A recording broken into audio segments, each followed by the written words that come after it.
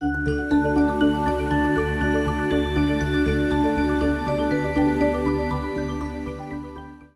इस वीडियो के माध्यम से जैन धर्म और भगवान महावीर से संबंधित सभी महत्वपूर्ण बिंदुओं और परीक्षा को ध्यान में रखकर सारे फैक्ट्स को बताया है।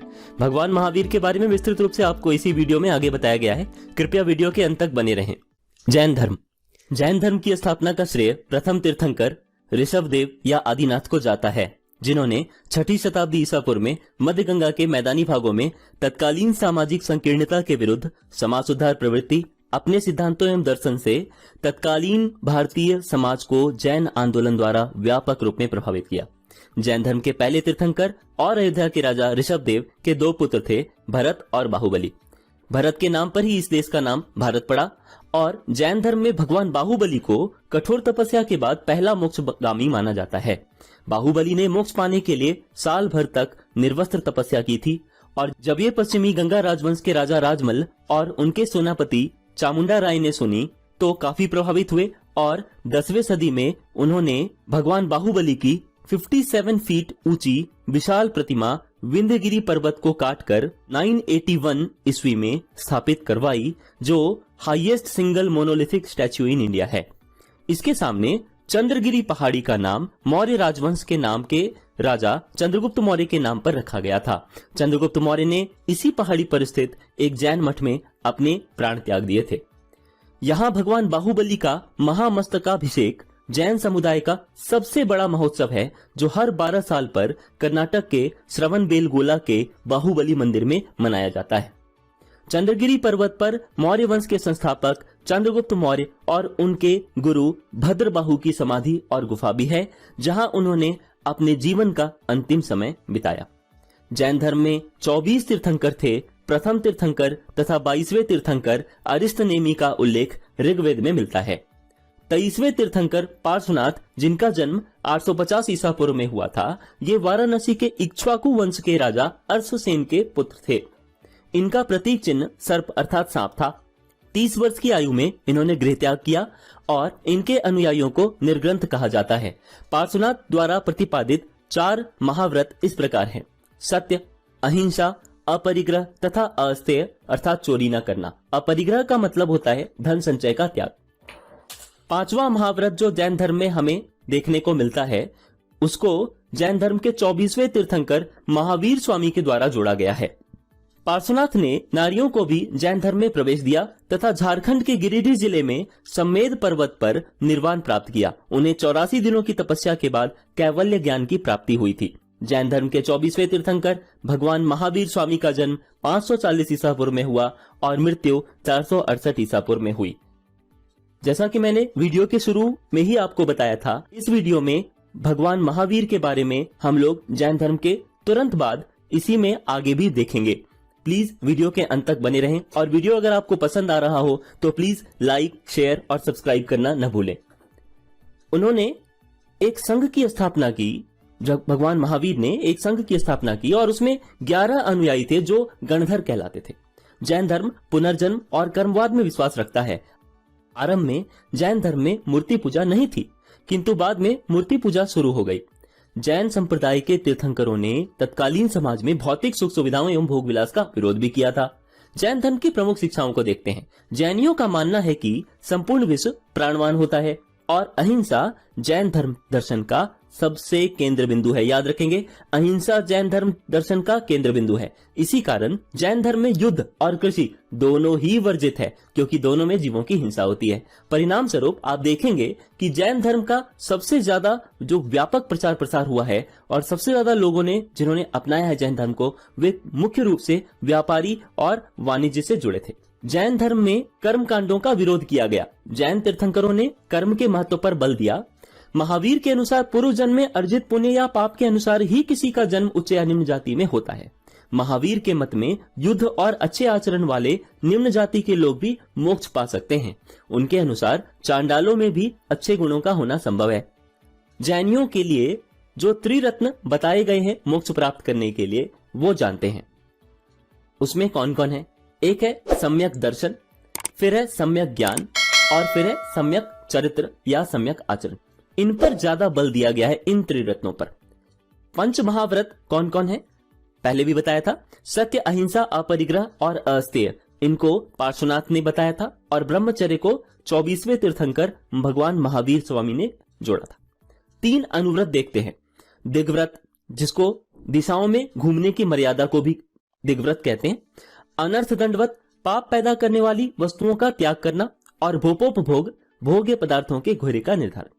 जैन धर्म के दर्शन अनेकांतवाद, जो बहुरूपता का सिद्धांत भी देता है, नववाद, जो आंशिक दृष्टिकोण का सिद्धांत कहता है, और स्यादवाद, स्यादवाद से इंपॉर्टेंट क्वेश्चन जुड़े कई बार आते हैं, और सापेक्षता का सिद्धांत जो है वही स्यादवाद है। दृष्टिकोण की भिन्नता के कारण हर ज्ञान विभिन्न स्वरूपों में व्यक्त किया जा सकता है, इसी को स्यादवाद कहते हैं। जैन धर्म के ज्ञान, मति जो इंद्रिय जनित ज्ञान है, श्रुति जो श्रवण ज्ञान है, अवधि जो दिव्य ज्ञान है, और कैवल्य जो सर्वोच्च ज्ञान है। तो जब जीव में कर्म का भाव बिल्कुल समाप्त हो जाए तो वह मोक्ष की प्राप्ति कर लेता है, और इसे ही कैवल्य कहते हैं। कैवल्य का नियम केवल संघ के सदस्यों के लिए है और यह सामान्य जनों के लिए नहीं होता है। जैन धर्म वेद और ईश्वर की सत्ता को नकारता है, और जैन धर्म में 18 पापों की कल्पना की गई है। जैनियों ने तत्कालीन समाज में ब्राह्मणों द्वारा संपोषित संस्कृत भाषा का परित्याग किया और धर्मोपदेश के लिए आम लोगों की बोलचाल की प्राकृत भाषा को अपनाया। जैन साहित्य को आगम भी कहा जाता है, और प्रसिद्ध जैनी जल मंदिर बिहार राज्य के पावापुरी शहर में है। महावीर के धार्मिक उपदेश का संकलन पूर्व पुस्तक में हुआ है। जैन धर्म को मानने वाले राजा थे चंद्रगुप्त मौर्य, कलिंग नरेश खारवेल, चंदेल शासक वंद राजा और राजा अमोघवर्ष। चंद्रगुप्त मौर्य ने भद्रबाहु से प्रेरणा लेकर जैन धर्म को अपनाया था, और जैन धर्म के आध्यात्मिक विचार सांख्य दर्शन से प्रेरित हैं। महावीर की मृत्यु के बाद जैन धर्म 2 भागों श्वेतांबर और दिगंबर में विभक्त हो गया। मोक्ष की प्राप्ति के बाद भगवान महावीर ने सुधर्मन को जैन संघ का प्रमुख बनाया था। दक्षिण भारत में जैन धर्म का प्रचार प्रसार भद्रबाहु एवं चंद्रगुप्त मौर्य ने किया था। दिगंबर का अर्थ है जो पूर्णतः नग्न रहते थे। पार्श्वनाथ ने भिक्षुओं को सफेद रंग का वस्त्र पहनने को कहा, श्वेतांबर कहलाते हैं। जैन मंदिर हाथी सिंह गुजरात राज्य में स्थित है। 950 से 1050 सीई के बीच खजुराहो मध्य प्रदेश में जैन मंदिरों का निर्माण चंदेल शासकों ने करवाया था। यहाँ जैन धर्म के अलावा भगवान विष्णु, शिव, गणेश और सूर्य के मंदिर भी हैं। रणकपुर चतुर्मुखी जैन मंदिर रणकपुर राजस्थान में है, और 15वीं शताब्दी में मेवाड़ राजाओं द्वारा निर्मित किया गया था यह मंदिर। फिर है दिलवारा का मंदिर जो माउंट आबू राजस्थान में है, और 11वीं से 13वीं शताब्दी के बीच विमल शाह द्वारा बनवाया गया था, और ढोकला जैन मंत्रियों द्वारा खूबसूरती से डिजाइन किया गया था। शिखर जी मंदिर पारसनाथ पहाड़ी जो आज के झारखंड में पड़ता है वहां स्थित है, और बादामी गुफा मंदिर बादामी कर्नाटक में, आपको पता ही है। 6ठी शताब्दी के इस परिसर में 4 गुफा मंदिर शामिल हैं, और जो कि पुलकेशिन I के शासन के दौरान की पारंपरिक भारतीय रॉक कट संरचनाओं का प्रतीक हैं। अधिकांश विस्तार जो हुआ है वो चालुक्य काल के दौरान हुआ है बादामी गुफा मंदिर में, और मूल रूप से बादामी मंदिर को चालुक्यों की राजधानी वातापी बादामी भी कहा जाता है। एलोरा जैन के जब आप केव में जाएंगे तो एलोरा कहाँ है पता है आपको? एलोरा औरंगाबाद महाराष्ट्र में है, और यहाँ पर एलोरा जैन केव का नंबर 32 और 32, 30 और 32 यहाँ पर जैन की गुफाएं हैं। श्री वाराणसी पार्श्वनाथ जैन तीर्थ जो वाराणसी, आपको पता ही वाराणसी कहाँ है, उत्तर प्रदेश में है। लगभग 60 सेंटीमीटर ऊंची भगवान वाराणसी की काले रंग की सुंदर नक्काशीदार पद्मासन मुद्रा में पार्श्वनाथ की मूर्ति उत्तर प्रदेश में वाराणसी शहर के भेलूपुर में स्थित है। मूर्ति के सिर के ऊपर 5 सर्पमुख का एक छत्र भी है। केवल ज्ञान प्राप्ति के बाद पहला उपदेश वाराणसी शहर में भगवान पार्श्वनाथ ने दिया था। फिर है 52 गजा, ये बरवानी डिस्ट्रिक्ट ऑफ मध्य प्रदेश में है। 84 फीट ऊंचा ये टॉलेस्ट जैन स्टैच्यू टेम्पल है। फिर है नवग्रह जैन टेम्पल जो वरुर कर्नाटका में है। ये 61 फीट ऊंचा second tallest Jain statue temple है। अब बता दें कि जैन लोगों द्वारा तीर्थंकरों की पूजा के लिए राजस्थान, कर्नाटक, गुजरात और मध्य प्रदेश में विशाल प्रस्तर प्रतिमाओं का निर्माण भी कराया गया। तो जैन धर्म का जो प्रचार प्रसार हुआ है वो संघ के माध्यम से पुरुषों और महिलाओं दोनों द्वारा हुआ है। जैन की गुफाएं मांगी टुंगी और गजपंथ गुफाएं ताहराबाद, नासिक, महाराष्ट्र में है। उदयगिरी, खंडगिरी, हाथी गुम्फा गुफाएं भुवनेश्वर के पास उड़ीसा में है। सित्तनवासल गुफाएं जो अरिवर कोइल गुफाएं भी कहलाती हैं, ये तमिलनाडु राज्य के पुदुक्कोट्टई जिले के सित्तनवासल गांव में है। अब मूर्ति के बारे में जानते हैं। गोमतेश्वर बाहुबली, जिसके बारे में ऑलरेडी मैं आपको बता चुका हूं, यह मूर्ति श्रवण बेलगोला कर्नाटक में स्थित है। स्टैच्यू ऑफ अहिंसा, अहिंसा की मूर्ति जो है, यह मूर्ति 108 फीट 33 मीटर लंबी है एवं मांगी तुंगी, नासिक, महाराष्ट्र में है, याद रखेंगे। दूसरा है मंदिर। मंदिर में क्या है, अभी मैंने आपको दिलवाड़ा मंदिर के बारे में बताया, थोड़ा और बता दूं। जिले के माउंट आबू नगर में, राजस्थान के सिरोही जिले के माउंट आबू नगर में दिलवाड़ा मंदिर है और इस मंदिर का निर्माण 11वीं और 13वीं शताब्दी के बीच राजा वास्तुपाल तथा तेजपाल नामक 2 भाइयों ने करवाया। दिलवाड़ा जैन मंदिर परिसर में 5 मंदिर संगमरमर का है। मंदिरों के लगभग 48 स्तंभों में नृत्यांगनाओं की आकृतियां बनी हुई हैं। पालिताना मंदिर, यह गुजरात राज्य के भावनगर जिले में है। यहाँ पर शत्रुंजय पर्वत पर राजा कुमारपाल द्वारा 11वीं शताब्दी में निर्मित मंदिर के दर्शन के लिए 3750 सीढ़ियां चढ़नी पड़ती हैं। मुख्य मंदिर भगवान ऋषभदेव का है। गिरनार, जो जूनागढ़ गुजरात में है, सौराष्ट्र के गवर्नर द्वारा 1129 ईस्वी में निर्मित इस मंदिर को दर्शन करने के लिए आपको 10,000 सीढ़ियां चढ़नी पड़ेंगी। मुख्य मंदिर भगवान नेमिनाथ का है। अब जानते हैं हम लोग वर्धमान महावीर के बारे में डिटेल में थोड़ा। तो जैन धर्म के 24वें तीर्थंकर भगवान महावीर थे।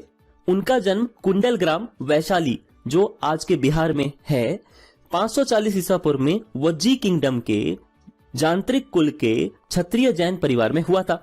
महावीर जयंती भगवान महावीर की जयंती का प्रतीक है और यह चैत्र महीने, जो ग्रेगोरियन कैलेंडर के अनुसार मार्च या अप्रैल के दौरान पड़ता है, चंद्रमा के शुक्ल पक्ष के त्रयोदशी अर्थात 13वें दिन मनाया जाता है। भगवान महावीर के बचपन का नाम वर्धमान था। उन्हें केवल के नाम से भी जाना जाता है। इनके पिता का नाम सिद्धार्थ था, जो वज्जी संघ के प्रमुख सरदार थे। इनकी माता त्रिशला लिच्छवी शासक चेटक की बहन थी। वे पार्श्वनाथ के भक्त थे और इनके बड़े भाई का नाम नंदीवर्धन था। भगवान स्वामी की जो पत्नी हैं, उनका नाम यशोदा और पुत्री का नाम अनुजा प्रियदर्शनी था। इनके दामाद का नाम जमाली था। 30 वर्ष की आयु में भगवान महावीर ने संसार से विरक्त होकर राज वैभव त्याग दिया और संन्यास धारण करके आत्म कल्याण के पथ पर निकल गए। 12 वर्ष तक कठोर तपस्या के बाद और साधना के बाद 42 वर्ष की अवस्था में जाकर भगवान महावीर को जृंभिका ग्राम के नजदीक ऋजुपालिका नदी के किनारे एक साल वृक्ष के नीचे कैवल्य ज्ञान प्राप्त हुआ। कैवल्य ज्ञान जो है वो उदय उसका कैसे होता है वो जान ले पहले। मोहनीय, ज्ञानावरण, दर्शनवरण तथा अंतराय, इन चारों कर्मों का क्षय होने से ही केवल ज्ञान प्राप्त होता है। ज्ञान प्राप्ति के बाद महावीर को जिन नाम से भी जाना गया, जिनका मतलब होता है विजेता, अरहत नाम से भी जाना गया, जिसका मतलब होता है पूज्य, और निर्गंध नाम से भी जाना जाता है, जिसका मतलब होता है बंधनहीन। महावीर स्वामी ने अपना धर्म केंद्र, यानी उनकी अपनी जो विचारधारा थी, उसका प्रचार प्रसार का केंद्र वैशाली को बनाया। भगवान महावीर के प्रथम अनुयायी उनके दामाद जामिल बने तथा प्रथम महिला अनुयायी चंपा बनी थी। महावीर स्वामी ने अपने उपदेश प्राकृत अर्धमागधी भाषा में दिए थे। उनके ग्रंथ भी प्राकृत भाषा में ही लिखे गए हैं। जैन धर्म में ईश्वर की मान्यता नहीं है, यानी उनके अनुसार ईश्वर नहीं है, वे आत्मा में विश्वास करते हैं। महावीर स्वामी कर्मवाद और पुनर्जन्म में विश्वास करते हैं। कर्मवाद मतलब आप जैसा काम करोगे वैसा ही फल मिलेगा। जैन धर्म का आध्यात्मिक विचार सांख्य दर्शन प्रतिपादक जिसके कपिल मुनि हैं, उनसे ही लिया गया है। यानी सांख्य दर्शन के प्रतिपादक कौन है? कपिल मुनि, और इससे ही जैन धर्म का आध्यात्मिक विचार लिया गया है। महावीर स्वामी ने अपने पावापुरी के 11 अनुयायियों के साथ एक संघ स्थापना की और यह जो संघ है, इसके जो 11 शिष्य हैं, इनको गणधर कहा जाता है। इन 11 गणधरों में केवल एक ही गणधर सुधर्मन भगवान महावीर की मृत्यु के बाद भी जीवित रहे थे और भगवान महावीर ने अपना पहला उपदेश, जिसे दिव्य ध्वनि भी कहते हैं, राजगृह के पास विपुलांचल पहाड़ी पर प्राकृत या अर्धमागी भाषा में दिया था। उन्होंने दुनिया को जैन धर्म के पंचशील सिद्धांत बताए, जो कि हैं क्या क्या? अहिंसा, सत्य, अपरिग्रह, अस्तेय और ब्रह्मचर्य। उन्होंने अनेकांतवाद, स्यादवाद और अपरिग्रह जैसे अद्भुत सिद्धांत दिए। त्याग और संयम, प्रेम और करुणा, सील और सदाचार ही उनके प्रवचनों का सार था। महावीर स्वामी के प्रथम शिष्य जामिल थे। भगवान महावीर ने श्रमण और श्रमणी, श्रावक और श्राविका सबको लेकर चतुर्विध संघ की स्थापना की। भगवान महावीर ने जैन संघ की स्थापना पावापुरी में की थी और महावीर के भिक्षु संघ के मुखिया जो थे वो चंदना थे। भगवान महावीर के कई अनुयायी बने, जिसमें उस समय के प्रमुख राजा बिंबिसार, कुणिक और चेटक भी शामिल थे। भगवान महावीर तथा बुद्ध के अनुयायी और फ्रेंडली बिहेवियर वाले मगध के राजा बिंबिसार और अवंती के राजा प्रद्योत दोनों थे। भगवान महावीर स्वामी के 12 वर्ष की कठोर तपस्या का जो वर्णन है वो जैन के साहित्य कल्पसूत्र और आचारांग सूत्र में मिलता है। भगवान महावीर ने अपना प्रथम उपदेश बिंबिसार और चेलना को दिया था। भगवान महावीर स्वामी के प्रथम उपदेश को जैन धर्म में बीर शासन उदय भी कहा जाता है। भगवान महावीर स्वामी का प्रतीक चिन्ह सिंह था। जियो और जीने दो भगवान महावीर स्वामी ने ही कहा था। भगवान महावीर स्वामी नालंदा जब गए थे तो उनकी भेंट मखली पुत्र गोसाल नामक सन्यासी से हुई थी और यही शिष्य बन गए भगवान महावीर स्वामी के। कौन? मखली पुत्र गोसाल। मखनी पुत्र गोसाल ने आगे जाकर एक संप्रदाय की स्थापना की जिसे आजीवक संप्रदाय भी कहते हैं। जैन मठों को बसदी भी कहा जाता था। भगवान महावीर स्वामी की मृत्यु 72 वर्ष की आयु में यानी 72 वर्ष की आयु में 468 ईसा पूर्व में राजगृह के समीप पावापुरी नालंदा बिहार में कार्तिक कृष्ण अमावस्या दीपावली से एक दिन पहले हुई थी। महावीर स्वामी को राजा सृष्टिपाल के राजप्रसाद में निर्वाण प्राप्त हुआ। गौतम स्वामी ने भगवान महावीर की शिक्षाओं का संकलन किया। गौतम स्वामी भगवान महावीर के 11 गणधरों प्रमुख शिष्यों में सबसे वरिष्ठ थे। इन शिक्षाओं को जैन आगम भी कहा जाता था। ठीक है। 4वीं शताब्दी ईसा पूर्व में मगध में 12 वर्षों तक भीषण अकाल पड़ जाता है, जिससे भद्रबाहु अपने अनुयायियों को लेकर कर्नाटक चले गए थे और स्थूलभद्र जो थे वे मगध में ही रह गए थे। तो कुछ समय बाद जब अकाल खत्म हुआ तो भद्रबाहु वापस मगध चले आए। तब आकर उन्होंने देखा कि जो मगध में रहने वाले जैनी लोग हैं उन्होंने तो अपनी पूरी विचारधारा ही बदल दी है, कपड़े भी पहनने लगे हैं, अलग तरह से रहन सहन करने लगे हैं। तो इन दोनों ने, जो भद्रबाहु और स्थूलभद्र हैं, इन दोनों में मतभेद हो गया। तो एक संगीति बुलाई गई और इस संगीति का मतलब होता है काउंसिल। तो जो प्रथम Buddhist council, first Buddhist council है, उसी में जैन संप्रदाय जो है वो 2 अलग अलग उप संप्रदायों में बट गया। जो भद्रबाहु के समर्थक थे वो दिगंबर यानी कि नग्न रहने वाले कहलाए और ये शरीर पर कोई कपड़े धारण नहीं करते थे। और स्थूलभद्र जो हैं उनके समर्थक श्वेतांबर अर्थात श्वेत वस्त्र धारण करने वाले कहलाए, यानी ये श्वेत कपड़े पहनने लगे थे। जैन धर्म में 2 महत्वपूर्ण संगीतियां हुई, यानी 2 इंपॉर्टेंट काउंसिल्स हुए हैं। ठीक है। प्रथम जैन संगीति का आयोजन 322 ईसा पूर्व में पाटलिपुत्र बिहार में चंद्रगुप्त मौर्य के शासनकाल में स्थूलभद्र की अध्यक्षता में हुई थी। और इसी संगीति में मैंने अभी बताया आपको जैन धर्म 2 भागों में श्वेतांबर और दिगंबर में बट गया। द्वितीय जैन संगीति का जो आयोजन हुआ वो 512 ईस्वी में वल्लभी गुजरात में कुमारगुप्त II के शासनकाल में देवाधि ऋषि की अध्यक्षता में हुआ और इस संगीति में आगम ग्रंथ और क्षमा श्रवण ग्रंथों को लिखा गया था। भद्रबाहु ने जैन धर्म के सभी तीर्थंकरों की जीवनियों का संकलन कल्पसूत्र नामक पुस्तक में किया था और यह संस्कृत में लिखा गया। याद रखें, ये इंपॉर्टेंट है बहुत। तेरापंथी, बेसपंथी ये सभी जैन धर्म के ही उप संप्रदाय हैं। मौर्य युग में पर्वत गुफाओं को काटकर निवास स्थान बनाने की कला का पूर्ण विकास हुआ। अशोक तथा उसके पौत्र दशरथ के समय में बराबर तथा नागार्जुनी पहाड़ियों को काटकर आजीविकों के लिए आवास बनाए गए थे। अशोक के समय बराबर पहाड़ी की गुफाओं में सुदामा की गुफा तथा कर्ण चौपर गुफा सर्वप्रसिद्ध है। कौशाम्बी उत्तर प्रदेश में जो स्थित है वह बौद्ध एवं जैनियों दोनों की प्रसिद्ध तीर्थस्थली है। सल्लेखना, जिसको आप समाधि मरण या संथारा के नाम से भी जानते हैं, इसका मतलब यह एक जैन प्रथा है। एक्चुअली जीवन के अंतिम समय में मृत्यु निकट जानकर स्वेच्छा से अपनाई जाने वाली एक जैन प्रथा है। व्यक्ति को वह लगने लगता है तब कि वह मृत्यु के करीब है और इसलिए वह क्या करता है, खुद खाना पीना त्याग देता है। इसी को हम सल्लेखना या समाधि मरण या संथारा कहते हैं। यापनीय जो है वो जैन धर्म का एक संप्रदाय था जिसकी उत्पत्ति यद्यपि दिगंबर संप्रदाय से हुई थी, तथापि ये कतिपय श्वेतांबर मान्यताओं का भी पालन करते थे। स्थानकवासी भी एक संप्रदाय है श्वेतांबर जैनों का और इसकी स्थापना 1476 ईस्वी में हुई। यह संप्रदाय अपने पूर्ववर्ती सुधारवादी संप्रदाय लोंका, जिसकी स्थापना लोंकासा ने की थी, इसी से उत्पन्न हुआ। इस संप्रदाय के लोग कभी मूर्ति पूजा नहीं करते। स्थानकवासी के जो लोग हैं, संप्रदाय के लोग, वो मूर्तियों की पूजा नहीं करते।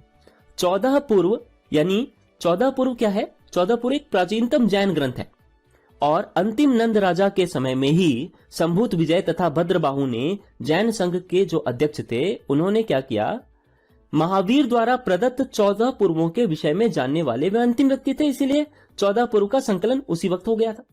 अब क्या है, प्रभासगिरी जो है वो उत्तर प्रदेश के कौशाम्बी में स्थित जैन तीर्थ स्थल है और कौशाम्बी का प्रभासगिरी स्थल छठे जैन तीर्थंकर पद्मप्रभ से संबंधित है। याद रखेंगे, जैन समुदाय जो है वो व्यावहारिक जीवन में 10 सार्वभौमिक गुणों का पालन करके और उत्थान के लिए प्रतिवर्ष पर्युषण पर्व मनाता है। पर्युषण पर्व इंपॉर्टेंट है। चोल अभिलेखों में उल्लेखित भूमि की विभिन्न कोटियों के अनुसार पल्लिक चंदम को जैन संस्थाओं को दान में दी गई भूमि कहा जाता था और मत्स्य महाजनपद जो है वो राजस्थान में स्थित था। अनंत चतुष्टय में अनंत ज्ञान, अनंत दर्शन और अनंत वीर को सम्मिलित किया गया है। पुलकेशिन 2 के संरक्षण में रवि कीर्ति नामक जैन ने एहोल प्रशस्ति की रचना की थी। इंपॉर्टेंट है, याद रखेंगे आप।